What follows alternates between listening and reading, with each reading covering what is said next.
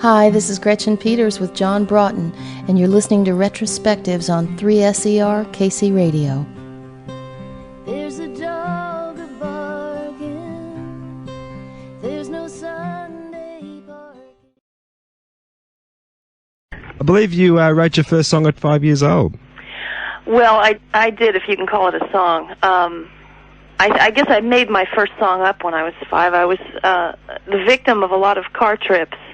When my sister and I were young, we would basically be stuck in the back of the car for hours at a time. And my father had a rule that you had to sing all the way. We used to drive from New York to Chicago, and we had to sing all the way, and you could never sing the same song twice. So even though he knew hundreds of songs, eventually we ran out. And my sister and I made up our first song, and it was my first co-write, actually. At what point do you think you really began to get serious about developing your talents to write songs and music? Well, I actually, as dense as it sounds, it never really occurred to me that songs really came from somewhere. In other words, I suppose when I was really young and I was listening to the things that my older sisters and brother listened to on the radio, I sort of assumed that the songs just were there. And it wasn't until I was a teenager and I started really looking at the backs of albums that I realized, somebody had to come up with these songs. There are people out there writing them, and in a lot of cases, what I was listening to were singer-songwriters, and I guess that sort of helped my awareness of songwriting, because it was quite obvious to me listening to people like Joni Mitchell, Paul Simon, people like that nobody else could have written those songs. They were so personal, and they were so much from their own sort of creative being. And that's, I think, when I became aware of songwriting as a real profession, and that's when I also started making some serious attempts to write my own songs. I believe you're also exposed to a lot of songs from the folk era of the protest movement as well. Did they have a great influence on you? I think they did, in that some of the very first music I heard when I was growing up, because of my parents being politically active, was protest music of all different kinds. And so I think I got the connection very early on between songs not only being entertainment, but also sometimes being able to deliver some sort of a message. And I guess somehow when you're exposed to that at a young age, those two ideas are sort of always intertwined in your mind. Not that I necessarily would sit down ever saying, well, I have a message and now I'm going to put it in a song, but I think that just sort of comes out naturally sometimes. Yeah. Of all the songwriters that influenced you in the younger years, was there a uniform quality amongst all those writers that really appealed to you most? Well, that's an interesting question. I guess probably so. If I look back and think about it, a lot of the songwriters that I was sort of attracted to had they had a sort of literary quality, for lack of a better way to describe it, to their songs. People like Joni Mitchell and later Bruce Springsteen, they reminded me, and still do, a lot of their best work reminded me of my favorite books. There was a storytelling element that I was always interested in. I think that's why people tend to gravitate towards folk and country music in the first place, is because people that like stories and like to be told stories, and really, who doesn't, love the lyrics. And I was always very much into the lyrics, and I think all the songwriters all the music that I listened to, and that really influenced me, was really heavily lyric-oriented and story-oriented. I've always been the kind of person that when I listen to a song, the lyrics are the first thing I hear. Yeah. And oftentimes I don't even notice the melody until later on, because I'm so intent on listening to the words. And not everybody listens that way, but I'm always really attracted to great lyrics. Tell us about your time in Colorado and how important that was in terms of your grounding as a live performer. Well, Colorado was a really important move for me. I grew up in the suburbs of New York City, and I really wonder a lot of times what would have become of me had I stayed there, because I just can't imagine not having the experience of being in Colorado. Because when I was there in the 70s, the late 70s, there was such a burgeoning music scene. There were a lot of great bands. There were a lot of bands that people even sort of hit the national scene here. That that were living there in Colorado because it was such a visually inspiring place, and there was just a wonderful music scene. And I guess Colorado maybe was responsible for, in a roundabout way, turning me a little more towards the country side of music, because that was during that whole sort of California country rock era, and there were a lot of people doing that. And I began to see this kind of music, which was something I wasn't raised with, had a lot in common with the folk music that I was raised with, and I was obviously very attracted to it. I guess also moving on to Nashville was a great turning point for you. Was that a tough decision to make? It actually wasn't. It should have been. I should have been much more scared than I was. But it really seemed like the most natural thing in the world. I had made a couple of trips to Nashville.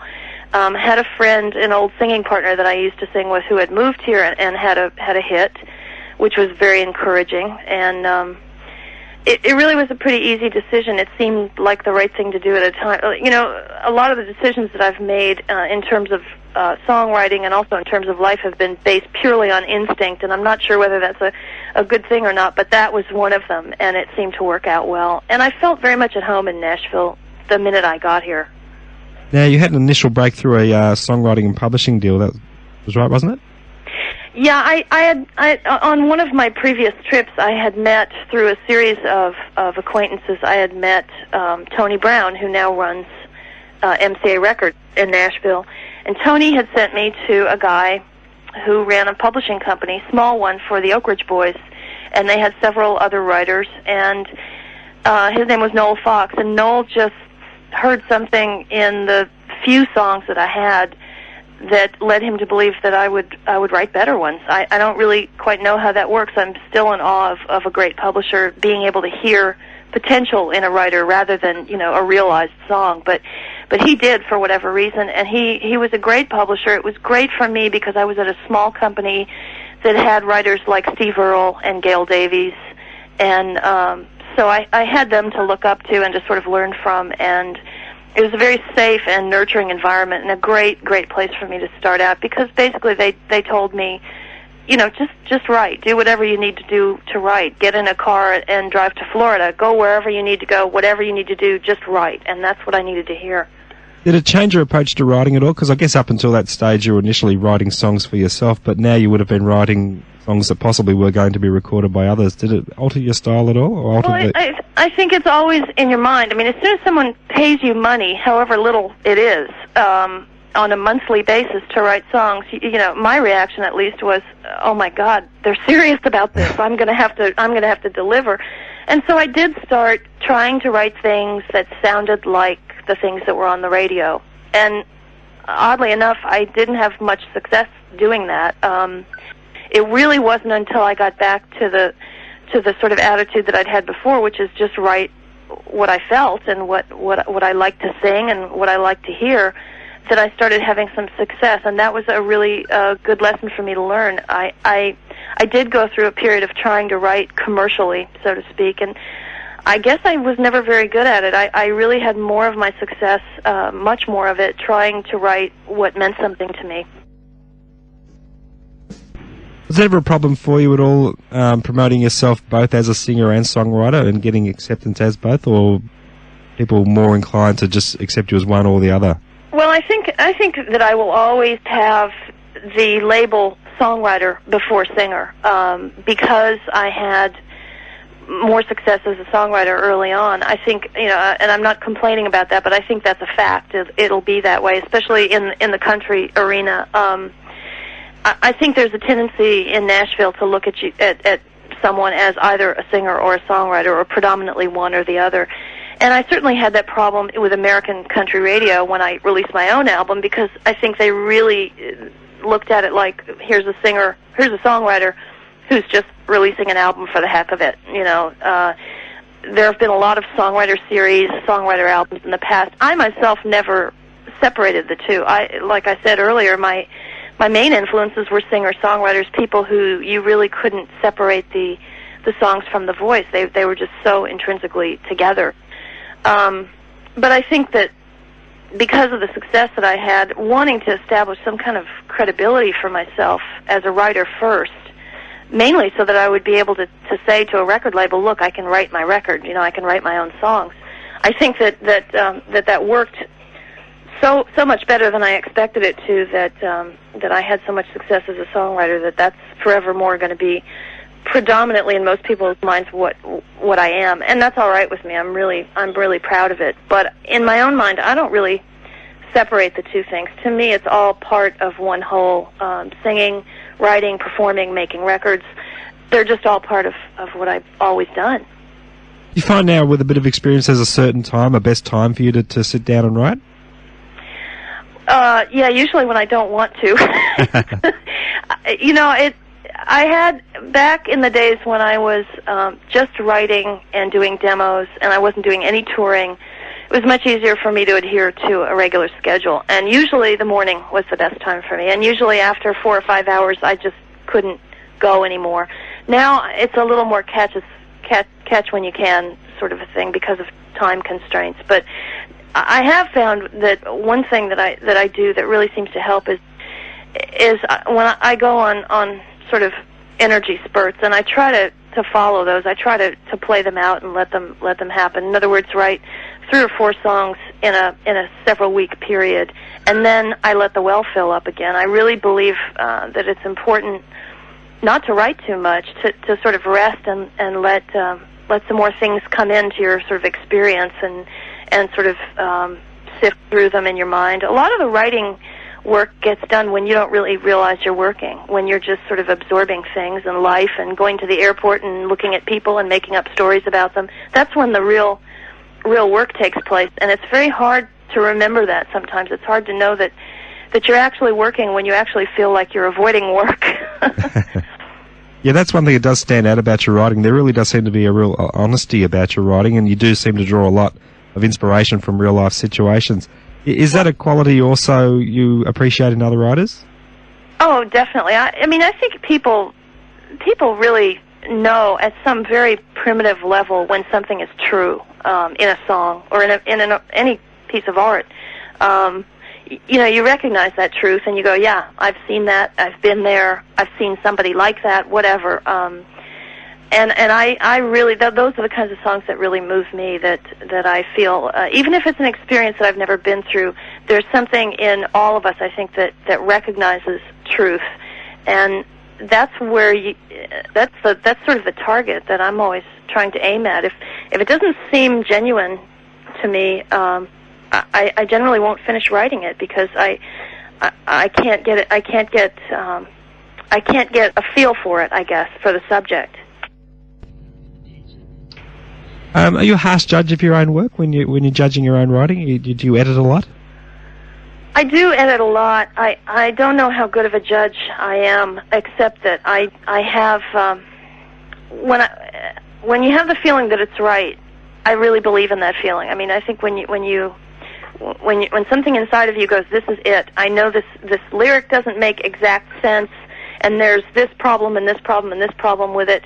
But nevertheless, I love it this way. I trust that feeling. I think that's very reliable. I also play everything that I write for my husband, who is my second set of ears, because I think every writer needs that, needs an outside editor. But I do a lot of editing myself, and I generally have a pretty good batting average in terms of how many songs I complete versus how many songs I'm really happy with. I don't end up with a whole lot of things that I hate. I have some that I feel sort of indifferent about, but generally speaking, I edit myself before I ever get to the studio pretty well.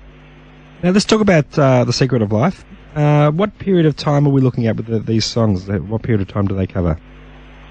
I guess most of them were written. The Secret of Life came out in '96, at least here in the U.S. it did, and I guess probably most of those songs were written in the 2 or 3 years before that. Not a huge length of time. They always say, your first album, you have your entire life to write, but actually those songs were fairly recent.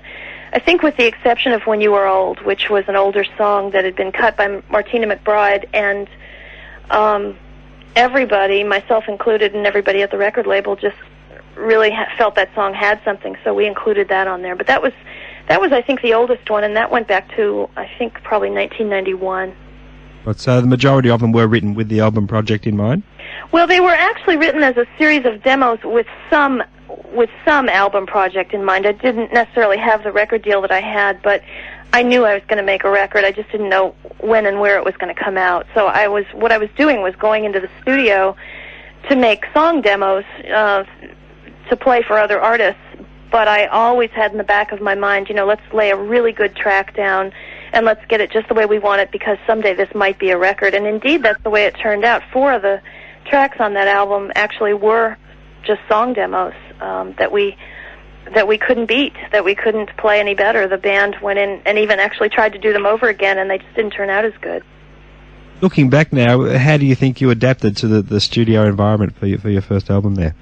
Well, I had a lot of practice in the sense that my publishing company, Sony Music, had always pretty much allowed me to go in the studio and just play and do whatever I wanted to, because they were happy with the results, and they were getting songs, cut by other artists.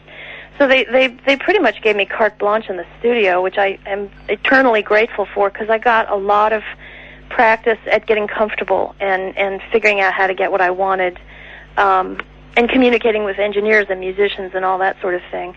So my comfort level was pretty high in the studio. The one thing I was a little bit nervous about was doing the vocals for the album, which it was a different scenario than when you do a demo. You're doing a demo, it has to be quick and inexpensive. And when we did the vocals, we took a couple of weeks and did nothing. I did nothing but sing all day for 2 weeks.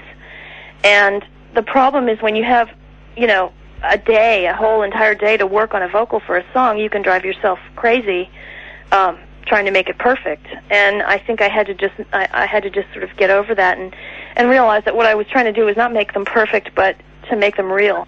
And I think once I sort of got to that point of realization, I was fine with it. But generally speaking, making that album was one of the most wonderful experiences I've had. I didn't feel nervous. I didn't feel pressure. I didn't feel anything but joy. It was just a lot of fun. You are on record as saying that, as you just mentioned, you prefer not to buff up the imperfections in your recordings, to keep that honesty in there, and the album certainly has that quality.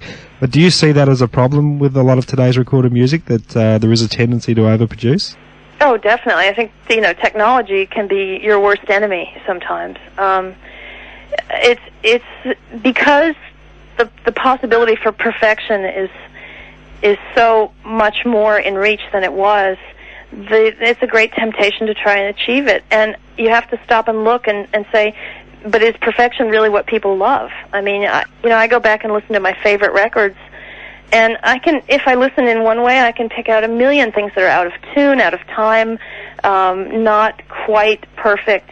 And who's to say that those aren't the very things that give that record that charm and identity that it has? It's a much harder line to walk now than it was when we had 2 tracks and really no technology to do overdubs and things like that. And as we progress through the technological path that we're on, we really have to deal with that. And I think that's why some of the sort of backlash in the music, in different areas of music, has happened. Lo-fi and all those kinds of things, and recording things live. The Mavericks did their last album basically live. I think because they recognize that, especially in Nashville, when we're cranking out so many records, the tendency to do it the easy, perfect way, fix it with a machine, it's very tempting. It's a temptation that I think we do well to resist more. Now, we mentioned earlier you did your first co-write at 5 years old. You've only done a few co-writes since. Are you comfortable in a co-writing situation? Would you like to do more?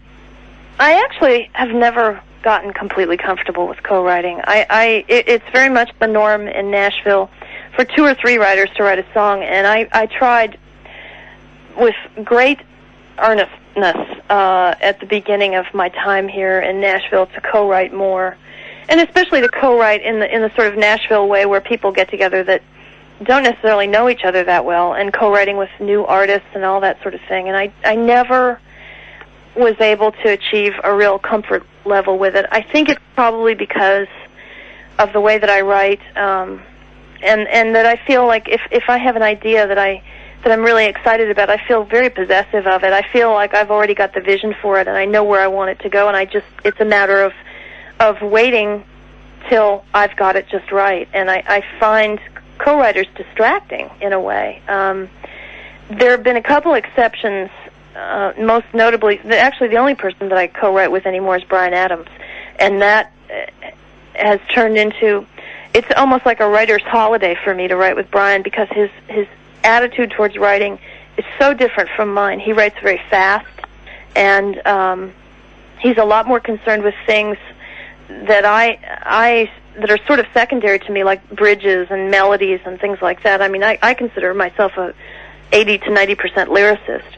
So it's really fun, actually, for me, and it stretches me in a good way to write with him, because it's like a completely different experience from writing alone. But other than that, I really haven't gotten too comfortable with it. And in the case with Bryan, I think we've started to write our best stuff just now, and we've been writing for 3 or 4 years together. And I think it takes me that sort of level of intimacy with somebody to be really good friends with them before I can let my guard down and really write well. Who would be some of the current crop of songwriters that you do listen to, though? I listen to a lot of different things. I really, I still love Leonard Cohen, and he comes out with an album every 10 years, and whatever it is, I listen to it. I think Sheryl Crow has written some great stuff.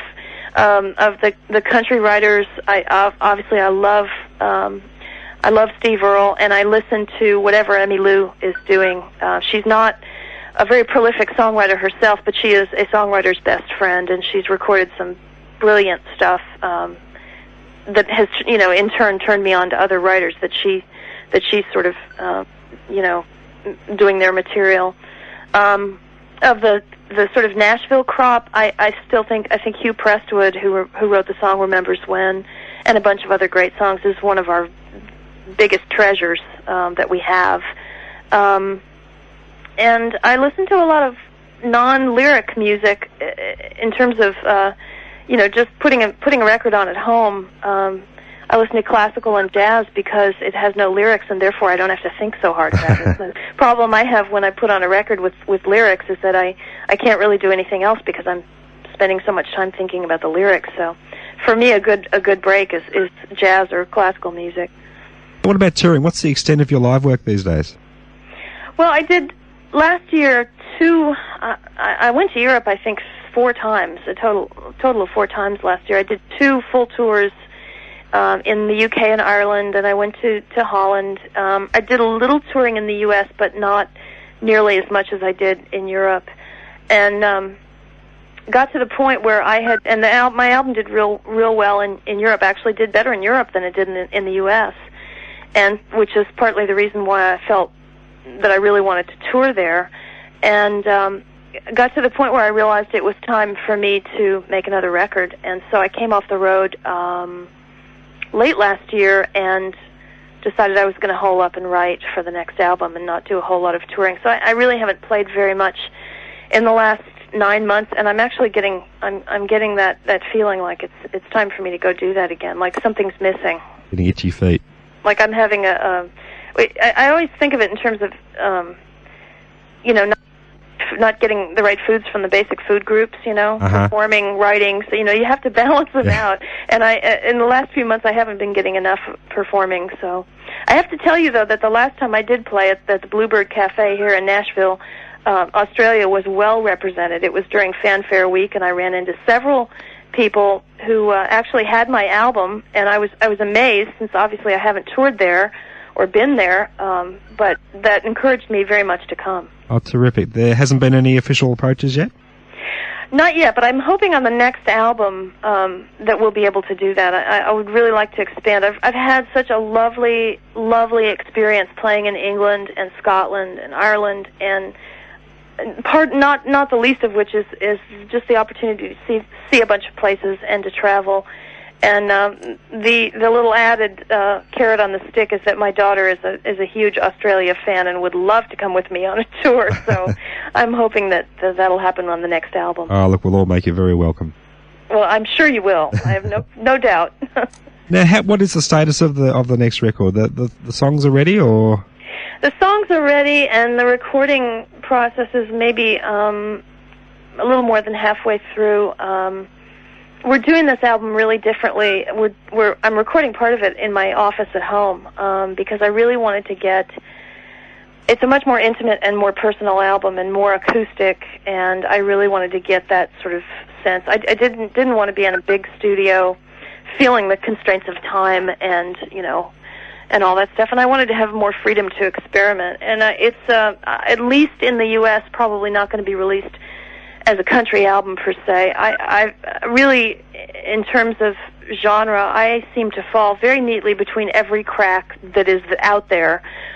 It's not quite alternative, and it's certainly not rock, and it's not exactly pop, and it's not exactly country either. So in the U.S., it's going to be probably marketed to a radio, several radio formats, and more as just a maybe contemporary folk kind of album. And I don't know. It's funny in Britain, at least, country music is a different group of people. I mean, Steve Earle and Emmylou Harris are considered country artists, and Nancy Griffith, and I feel very comfortable being sort of lumped in with those people. In the U.S., it's a different story. It's those are not artists that are played on country radio, so it's kind of different depending on where you're playing as far as how people regard you. I would love, in my perfect scenario, for people to stop worrying too much about labels and just listen to the music and judge it on its own merits rather than trying to put it into a category per se. Sure. At least for artists like me, that would be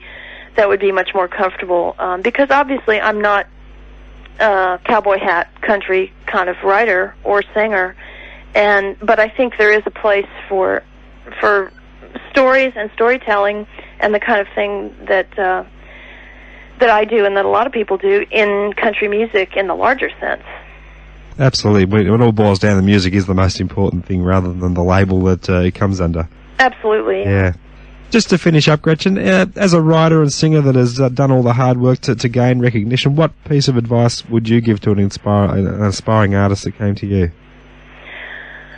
I think my sort of standard answer to that is to listen to everyone that you feel is worthy of listening to, but follow what your gut says, what your instinct is about your songs and about what's right for you. I think one of the worst situations that you can get into as you're sort of finding yourself artistically is to try to mold yourself to something that's not you.